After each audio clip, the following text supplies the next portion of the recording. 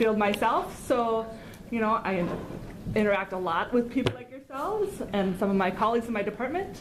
I graduated from Gallaudet University, and within that department of counseling, we have a mental health, a rehab area, school counseling as well. So a lot of discussions happening there. It's good, fond memories of my time there. I also want to know how many of you are familiar with Olmsted? A couple? Few? Who is not familiar with Olmsted? Okay. Well, you're going to become familiar today. And become experts in Olmsted, especially as you study more and how you apply Olmsted to your work. It's a very important area here in the state of Minnesota. Now, do you notice the PowerPoint slides that I had given you? I'll use some of these slides to discuss today. You see the picture on the top right corner, Native American, African American woman here in the photo. Her name is Lois Curtis, and she's a very important person in our disability history. Lois is from the state of Georgia. She and another woman by the name of Elaine Wilson, they were residents of an institution there in Georgia. The two of them had some disabilities. I believe they had some intellectual disabilities as well as some psychiatric care needed, and they were in an institution. Well, they had been there for quite some time until the point where their service team and care team said they don't need to stay in this institution any longer. They are free to go out into the community. Unfortunately, though, they were not able to go into the community because there were no services available. There was nothing for housing, support services, employment services, transportation, and so on. So they ended up staying in that institution for quite a long time. And they said they were denied access to the community. So they filed a lawsuit, and they had a lawsuit against the Department of Human Services in Georgia. Now, the commissioner, his last name happens to be Olmsted. So it's not Olmsted County here in Minnesota. But anyway, it was brought to the United States Supreme Court in the year 1999, and they found that it was unlawful to segregate persons based on their disabilities. And they had every right to be integrated into the community. Now, you know about the Americans with Disabilities Act, correct? Mm-hmm. And that was in 1990. Now, 1992, they had an amendment regarding integration mandates. Now, in 1999 was the Olmsted decision to then support that amendment. And that is where it became a nationwide. States are supposed to have the Olmsted plan across the country. The concept really is to look at how we serve people with disabilities, to support their choices, and to become more integrated in the community the best possible way. So that happened in '99. Now, what does that have to do with us here in Minnesota? Well, the state of Minnesota in the year 2009 had a lawsuit themselves. It was the Jensen versus DHS class action lawsuit. Now, that class action suit had two focuses. One, they had to rectify the problems and providing services in the state hospital. There were some issues regarding restraints and how they provided some different services. So, one part of the settlement agreement was to rectify that. The other part of the agreement was to establish a comprehensive Olmsted plan here. Now, that was in 2009. Now, 2013, it took us quite a while to get things moving and figured it out. We really had become very ambitious because the state of Minnesota is very unique. Other states in the country might have had a lawsuit, but they really focused on possibly one or two areas, maybe employment or possibly housing services. But here in the state of Minnesota, we have decided to focus on the whole person. And that is where our person-centered plan is coming from. I'll explain a little bit about that shortly. So, with that concept of becoming person-centered, whole person, different state agencies at the table to discuss this plan. So then in 2013, Governor Dayton signed an executive order to establish a sub-cabinet.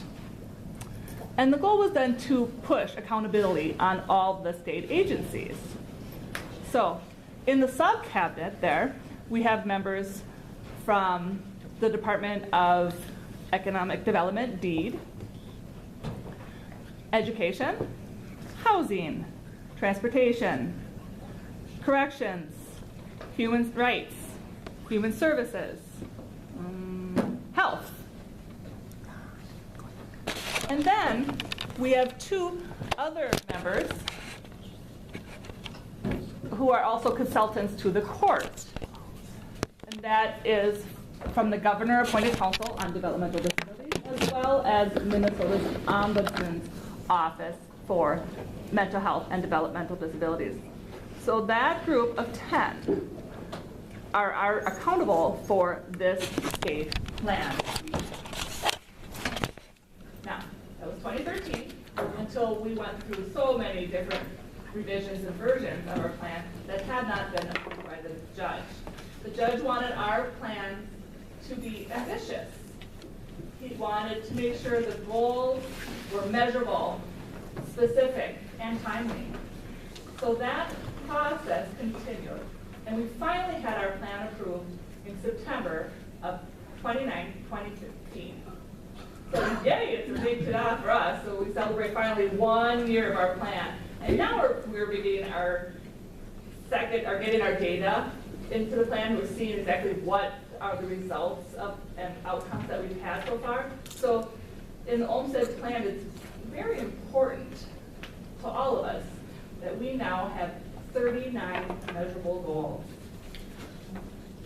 We had just finished 1 year, and now we need to actually look at how we can do some modifications, possibly some amendments, or some expansions of the Olmsted plan. Let me back up a little bit. I'm getting a little ahead of myself here.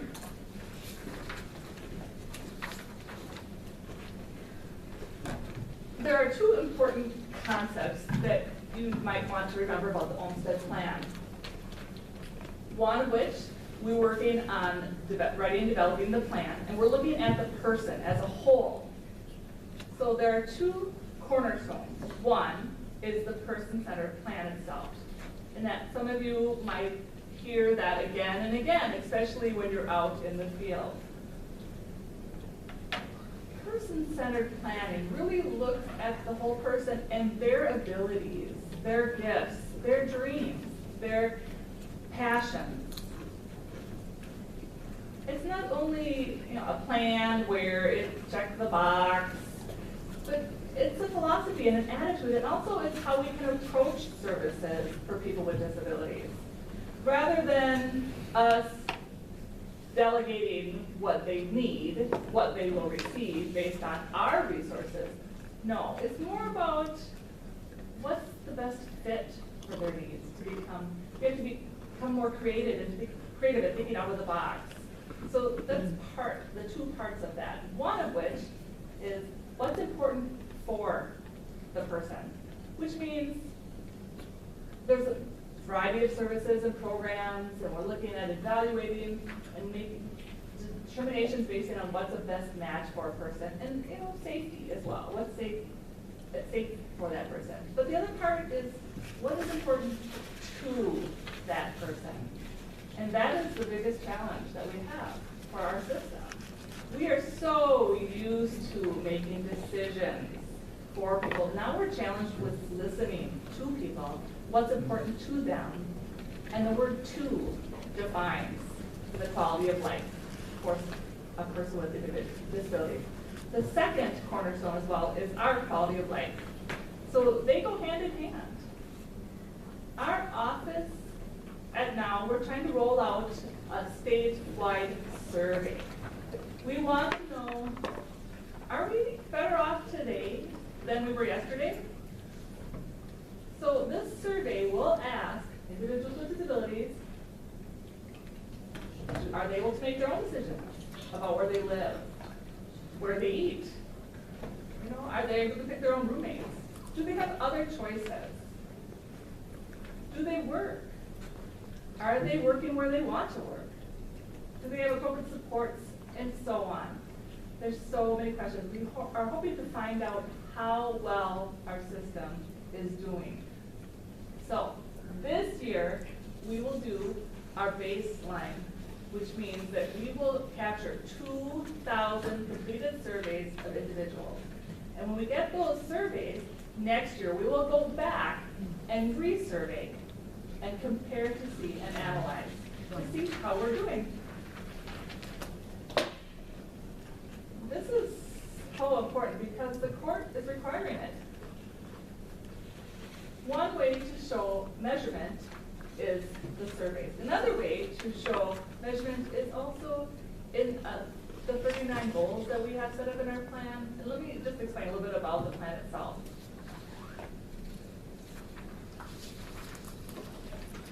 Now, you notice that this is nice resources for you to have, but in the plan itself, we have a binder. It's huge. You can Google it if you like, the Minnesota Olmsted Plan. There are two important documents within our plan that you should be aware of. The first document is our Olmsted Plan itself.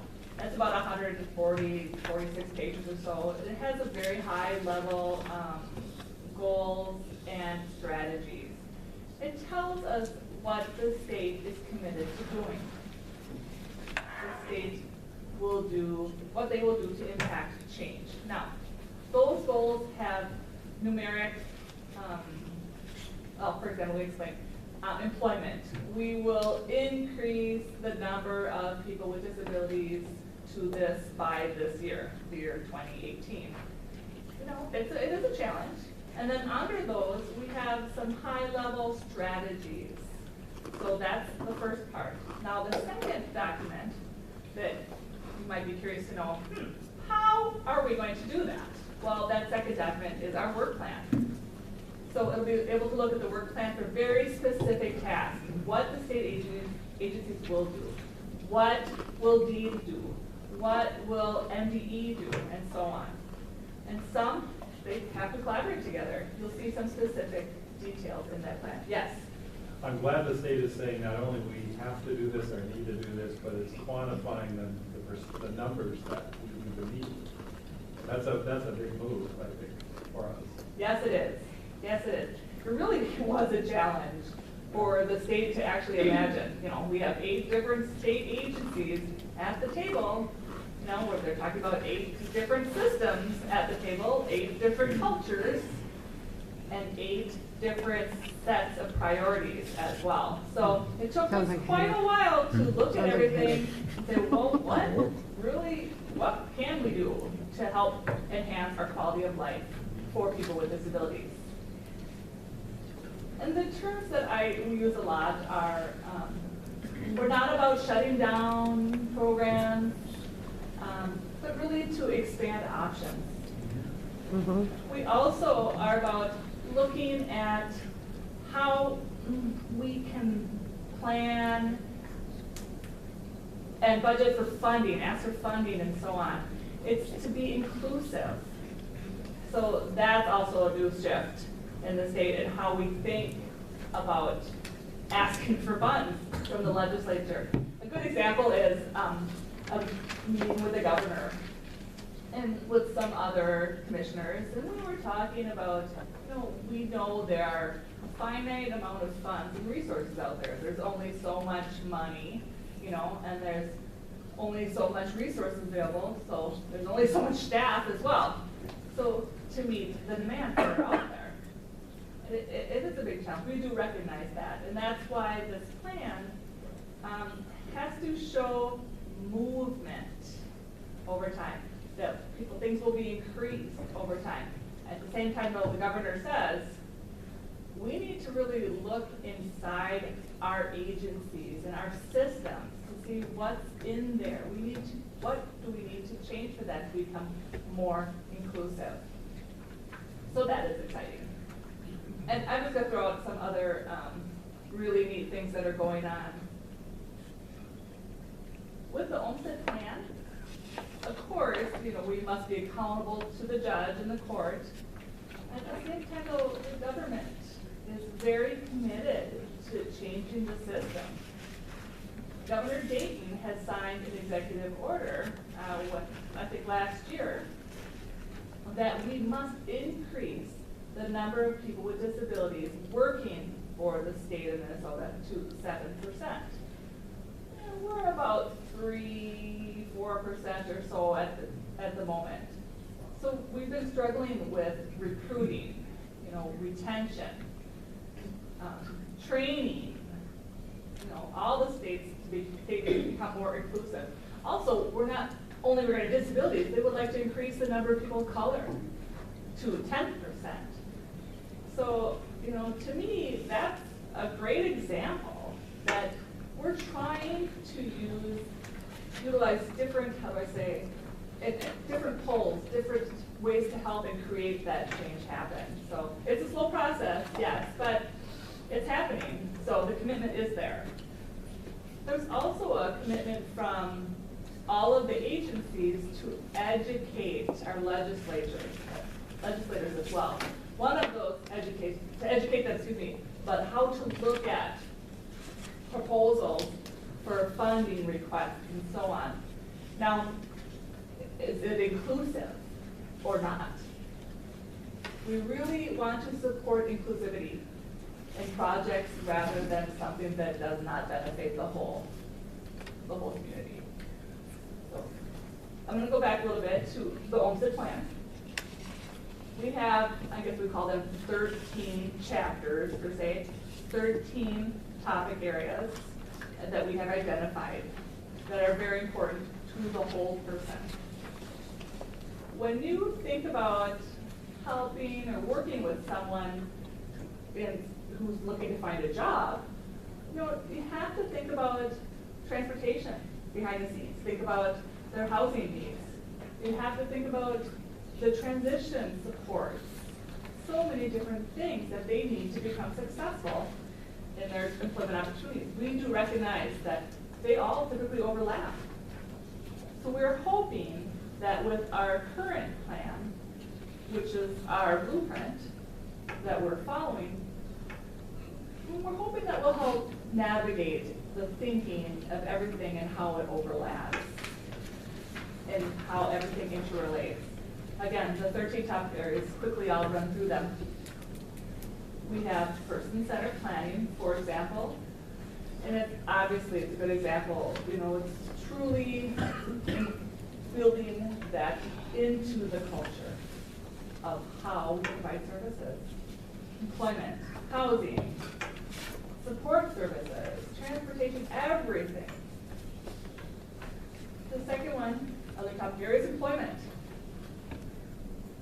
We are pushing for more options and opportunities for people with disabilities, for employment in the state that are meaningful to them and individualized as well. Now, I'm familiar with WIOA. Familiar with that? You've heard of WIOA? Now, for us, it's very exciting, because for a while, our system typically, decides what happens with a person living with disability. I'll use myself as an example. When I graduated from high school, typically you're supposed to have a counselor to think about what you're going to do after high school for college or so on. And I worked with a VR counselor. I'm a VR consumer, former consumer.